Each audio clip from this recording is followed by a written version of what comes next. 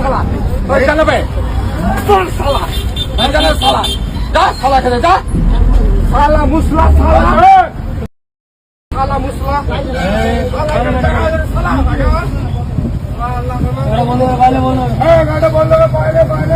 দেখুন, মুর্শিদাবাদ এবং মালদায় ঘোষেদের অত্যাচার ব্যাপক এবং চড়চাপড় সামান্য। এর আগে অনেক ওরা মানুষকে হত্যা করেছে, হাসুয়া দিয়ে কুচিয়ে দিয়েছে, ওরা ধারালো অস্ত্র ব্যবহার করে। এবং দুলিয়ানের যে গন্ডগোল এনআরসি মুভমেন্টে, সেই আক্রমণটাও শুরু করেছিল ঘোষেরা। সরকারের প্রশ্রয়ে ঘোষেরা বহুদিন ধরে দাপিয়ে বেড়াচ্ছে সরকারের পুরো পুলিশ প্রশাসনের ব্যাকিং থাকে। এই ক্ষেত্রে এই ভিডিওটা ভাইরাল হয়েছে, সবাই দেখেছে। পুলিশ তাকে গ্রেপ্তার করে নিল, গ্রেপ্তার করে জনসমক্ষে কি নিয়ে আসলো? তার কি উত্তম মধ্যম ধলাই হয়েছে? কি এই যে সাম্প্রদায়িক হিংসা ছড়াচ্ছে, সে কি ক্ষমা চাইলো? দুদিন পর কোর্টে প্রডিউস করবে, এটা বেল করবে, চলে যাবে এবং ওদের কিছুই হবে না। এই কাজটা যদি একটা মুসলিম ছেলে করে, তাহলে পুলিশ তাকে স্পটে মারতে মারতে নিয়ে যাবে এবং সেলে নিয়ে গিয়ে তার কোমর হাড্ডিকুটি সব এক করে দেবে। এই যে দ্বিচারিতা, এটা প্রশাসনের প্রশ্রয় ছাড়া এটা হচ্ছে না। এবং মমতা বন্দ্যোপাধ্যায় সরকারে পুরো পশ্চিমবাংলা, আমরা দুর্গাপুর দেখেছি, আমরা বারাইপুর দেখেছি, দিকে দিকে এই ঘটনা ঘটছে। এতে পুরোপুরি মমতা বন্দ্যোপাধ্যায়ের পুলিশের প্রশ্রয় আছে। তা নাহলে এত সাহস হয় কি করে খুলে আম পাশ রাস্তায় তারা গাড়ি থেকে নামিয়ে ওইভাবে এবং জাতের নামে মারছে। এবং ওই এলাকায় নাকি ওদের এত প্রতাপ, ওখানে কেউ কিছু করতে পারবে না। ওরা যদি কাউকে ওখানে মেরেও ফেলে, কেউ কিছু করতে পারবে না। কিন্তু পুলিশ এখন কি করেছে, পুলিশ কি ব্যবস্থা করেছে, কি কেস দিয়েছে? পুলিশ গাড়ি বললে আমরা ধরে নিয়েছি, আমরা 5 দিনের রিমান্ড চেয়েছি, তারপর কি? অতএব আমরা খুব চিন্তিত। মুর্শিদাবাদের মতো 70-80 ভাগ যেখানে মুসলিমের জনসংখ্যা, সেখানে এই ঘোষেরা দাপাচ্ছে, অত্যাচার করছে, দাঙ্গা করছে। কিন্তু দেশের মিডিয়া এটা দেখাচ্ছে যেন মুসলমানরাই অত্যাচার করছে, মুসলমানরা সন্ত্রাসী। তো এইটার আমি কঠোরভাবে নিন্দা করছি এবং মুসলিমদের বলবো, তোমরা ঐক্যবদ্ধ হও, কিন্তু কখনো হিংসা প্ররোচনায় পা দেবে না এবং কখনো হিংসার আশ্রয় নেবে না। তোমার রাজনৈতিক শক্তি হচ্ছে তোমার ভোট, সেইটাকে সঠিক জায়গায় ঠিকঠাক ব্যবহার করলে যে কোনো সরকার সোজা হয়ে যেতে বাধ্য। দেখুন, কখনো দাঙ্গা হিন্দু মুসলমান করে না, এইটা একদম পরিষ্কার জেনে রাখুন। না হিন্দু করে, না মুসলমান করে। আরএসএস দাঙ্গা লাগায়। আরএসএস কিছু লোককে ট্রেনিং দিয়ে, মগজ ধোলাই করে, আর্থিক মদত দিয়ে, পুলিশি পহরা দিয়ে, আদালতের সমর্থন দিয়ে, মানে যা হবে কেস কাছারি আমরা দেখে নেবো, তাদেরকে ফিল্ডে নামিয়ে একটা সাম্প্রদায়িক হিংসা তৈরি করে। তাতে হয়তো মুসলমানদের মনে হয় সব হিন্দুরা মনে হয় একই রকম, কিন্তু এইটাই হচ্ছে চক্রান্ত, হিন্দু মুসলমান একটা অবিশ্বাস তৈরি করা। হিন্দু মুসলমান দাঙ্গা কখনো হয় না, দাঙ্গাবাজরা দাঙ্গা করে, সে মুসলিম পক্ষ বা হিন্দু পক্ষ। কিন্তু এই ভারতে বা এই পশ্চিমবাংলায় মুসলিম পক্ষের দাঙ্গা করার এখন সুযোগ নেই। প্রশাসন, আরএসএস, সেন্ট্রাল ফোর্স সবই মুসলমানদের খুঁজে বেড়াচ্ছে, মানে মিথ্যা অজুহাতে যে কোনো কারণে যখন তখন মারবে। অতএব মুসলমানরা দাঙ্গা করার পরিস্থিতিতে নেই, আরএসএস করছে। কিন্তু এটা কখনো ভাবলে হবে না যে হিন্দুরা দাঙ্গা করছে। এইটা আমার মোদ্দা কথা, এইটা খুব সচেতন ভাবে বুঝতে হবে। এবং যে মমতা বন্দ্যোপাধ্যায়ের সরকার এদেরকে প্রশ্রয় দিচ্ছে, সুযোগ করে দিচ্ছে, তাকে জবাব দিতে হবে, এবং সেটাও ভোটের ময়দানে। কোনো হাঙ্গামা করে, অশান্তি করে কোনো লাভ নেই। এই 3 বার দেওয়ার পর শ্রীমতী মমতা বন্দ্যোপাধ্যায়কে বোঝাতে হবে এনাফ ইজ এনাফ, আপনাকে আর আমরা সমর্থন দেব না। দেখেন, মমতা বন্দ্যোপাধ্যায়কে আমরা বহু বছর আগে থেকে আরএসএস এর দুর্গা বলেছি। ওনার সহজ ফর্মুলা হলো, যেখানে সিপিএম, কংগ্রেস, অন্য কোনো দলকে রাজনৈতিক কার্যক্রম করতে দেয় না, সভা সমিতি মিছিল করতে দেয় না, কিন্তু বিজেপির এটা স্বর্গরাজ্য। এবং উনি জানেন এই আরএসএস এর লোকগুলোকে প্রশ্রয় দিলে এরা মুসলমানদেরকে মারবে, আর মুসলমানরা বাঁচার জন্য মমতা বন্দ্যোপাধ্যায়ের কাছে আসবে। কারণ সিপিএম শূন্য, কংগ্রেস শূন্য, কোনো দল দেখতে পাচ্ছে না। অতএব তাদের মনে হবে আপাতত মমতাকে ছাড়া যাবে না, অতএব মমতা বহালতবিতে আসবে, মুসলমানরা মার খাবে আর বেশি বেশি করে মমতাকে ভোট দেবে। এইটা হচ্ছে মমতার স্ট্র্যাটেজি। তাহলে সবকিছু ভোটের জন্যই হচ্ছে বলে একেবারে একেবারে ভোট ছাড়া কিছু না, শুধু ক্ষমতায় টিকে থাকতে হবে।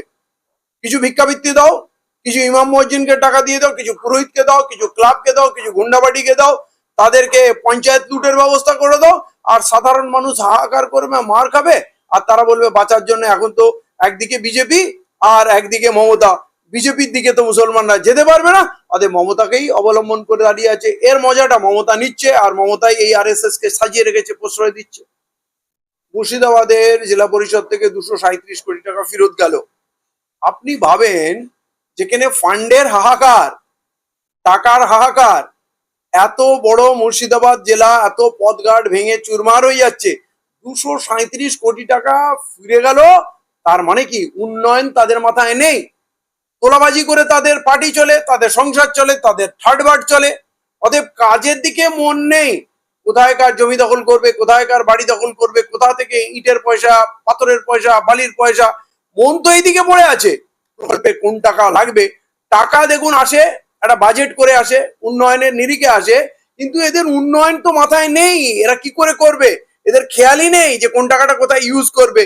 অতএব এইরকম যদি লুটেরার সরকার থাকে, সন্ত্রাসী সরকার, সাম্প্রদায়িক সরকার থাকে, তারা মানুষের উন্নয়ন নিয়ে কখনো ভাববে না, করবে না।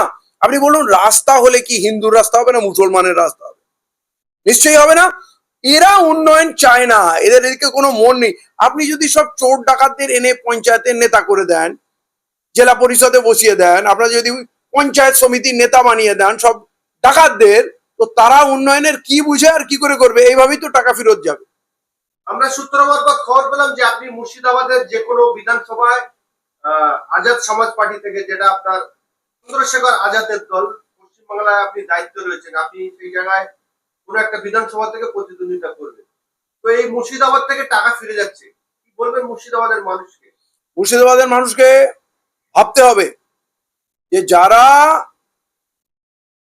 ইমাম ভাতা করে, পুরোহিত ভাতা করে, যারা মেলা খেলা উৎসব করে বেড়ায়, তারা উন্নয়নের টাকা ফেরত চলে যাচ্ছে। তার মানে উন্নয়ন নিয়ে তাদের প্রশ্ন নেই। তারা কাদেরকে ভোট দিয়েছে, কাদেরকে বেচেছে, এটা তাদের সাবধান হতে হবে। এবং যেহেতু আমি মুর্শিদাবাদকে আমার দ্বিতীয় বাড়ি মনে করি, আমার সংগ্রামের একটা বড় অংশ মুর্শিদাবাদে লেগেছে, মুর্শিদাবাদকে খুব ভালো বুঝি এবং মুর্শিদাবাদকে আমার গর্ব মনে করি। বাংলার রাজধানী ছিল মুর্শিদাবাদ, ঠিক আছে? তো আজও মুর্শিদাবাদের প্রতি আমার একটা পার্সোনাল অ্যাটাচমেন্ট আছে। বহু লড়াই সংগ্রামে ছিলাম এবং সিদ্ধান্ত মোটামুটি আমাদের দল নিয়েছে যে মুর্শিদাবাদে থেকে আমি নির্বাচন লড়াই করব, আমাদের দল করবে। কোন বিধানসভা থেকে? ফারাক্কা বিধানসভা থেকে।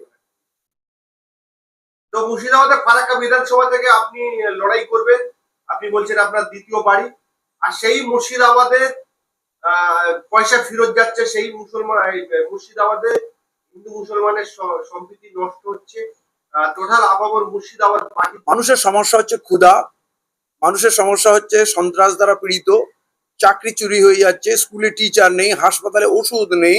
অতএব দয়া করে আমরা যেন হিন্দু মুসলমান মন্দির মসজিদ এই যে নোংরা খেলা চলছে, এর থেকে আমরা বেরিয়ে আসি।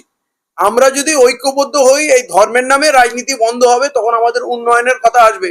দিদি যদি সব টাকা গিয়ে মন্দিরে লাগাচ্ছেন, মসজিদে লাগাচ্ছেন, ইমামদের মাইনে দিতে, কিন্তু হাসপাতালে শিক্ষক নেই, ওবিসি সার্টিফিকেট নেই, SC ST সার্টিফিকেট চুরি হয়ে যাচ্ছে, টোটাল সমাজ পিছিয়ে যাচ্ছে।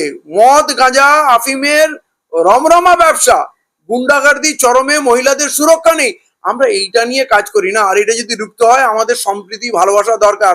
ভারতবর্ষের এবং বাংলার পিছিয়ে পড়া জাতি SC ST OBC এবং মুসলিম, এরা যতদিন নিজেদের মধ্যে সম্পর্ক উন্নতি না ঘটাবে, এদের উন্নয়ন নিয়ে কথা হবে না। এদেরকে লেলিয়ে দিয়ে, এদের মধ্যে হিংসা দাঙ্গা লাগিয়ে দিয়ে এরা লুটের রাজত্ব কায়েম করবে। অতএব ফারাক্কাবাসী এবং মুর্শিদাবাদবাসীকে আমি বলবো, এটা একটা সবুজ জায়গা, সুন্দর জায়গা, বাংলার গর্ব।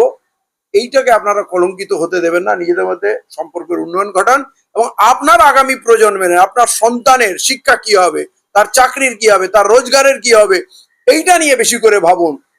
হিন্দু মুসলমান আমরা কোনোভাবেই স্থান দেব না, অন্তত এই বাংলায় তো দেব না। জোট অফিসিয়ালি এখনো হয়নি, তবে আপনারা দেখতে পাচ্ছেন সম্পর্কের উন্নতি হয়েছে। আমরা একসঙ্গে অনেক দল মেলামেশা করছি, এইটার মানুষ ব্যাপকভাবে সমর্থন করেছে, ভালোভাবে দেখছে। এবং এর সঙ্গে SC ST OBCদের যারা প্রতিনিধিত্ব করে, যেমন আমার দল আজাদ সমাজ পার্টি, পিছিয়ে পড়া 140 কোটি মানুষের এই ভারতবর্ষের দল, এবং এখানে আমাদের দলে ধরুন